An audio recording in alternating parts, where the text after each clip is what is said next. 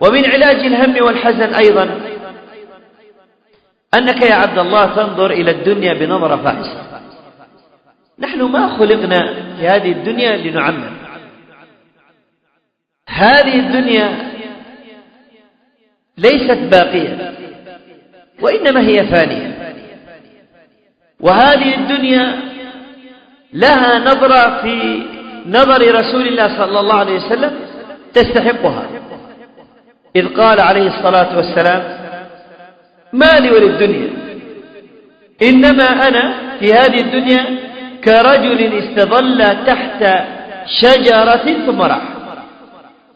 إذن هذه الدنيا عبارة عن شيء ممر.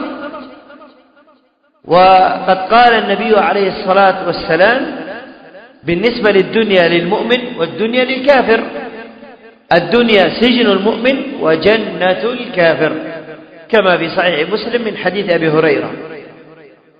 هذا الحديث كان سبب غضب لرجل يهودي، إذ أنه رأى الحافظ ابن حجر يمشي ومعه حلة جديدة وعلى حمار له والناس ملتفون حوله، والرجل كان قينا يشتغل في الحدادة، وكانت حالته رثة، فجعل يصيح: يا أبا الفضل يا أبا الفضل، ويكون الحافظ ابن حجر، فانتبه له قال: ألم يقل نبيكم صلى الله عليه وسلم، أو ألم يقل نبيكم هكذا دون أن يصلوا على النبي: الدنيا سجن المؤمن وجنة الكافر؟ قال الحافظ ابن حجر: بلى. قال: انظر إلى حالي وانظر إلى حالك. فقال الحافظ ابن حجر رحمه الله تعالى: قال: هذه الدنيا بالنسبة لنا، الدنيا هذه بالنسبة لنا فإنها سجن، لما سنلقاه من نعيم مقيم وراحة أبدية، ففي الجنة فيها ما لا عين رأت ولا أذن سمعت ولا خطر على قلب بشر. وبالنسبة لكم فإنها تكون جنة الدنيا، لما تلقونه في جهنم من عذاب وسعير. فهذه حال الدنيا. ولذلك لو أصبت بمشاكل الدنيا لا تجعل الدنيا أكبر همك ولا مبلغ علمك، إنما اجعل نصب عينيك الآخرة.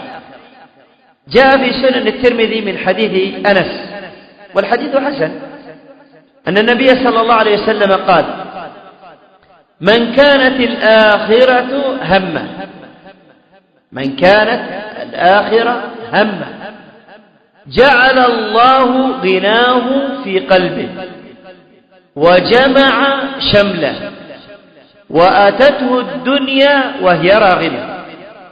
ومن كانت الدنيا همه شتت الله شمله،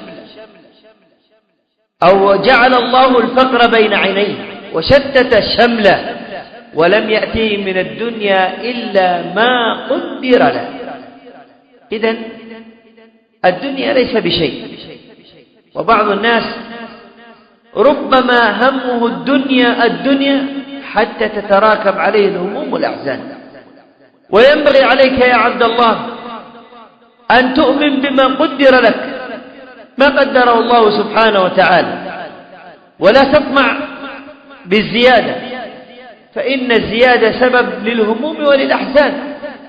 بعض الناس كان على خير وكان على صلاح وكان على ثبات، لكن بسطت عليه الدنيا فصار بعيدا عن الله. والأمر كما قال الله تعالى: ولو بسط الله الرزق لعباده لبغوا في الأرض ولكن ينزل بقدر ما يشاء إنه بعباده خبير بصير. فينبغي عليك أن تؤمن بما قضاه الله وقدره، ولا تزداد هما ولا حزنا.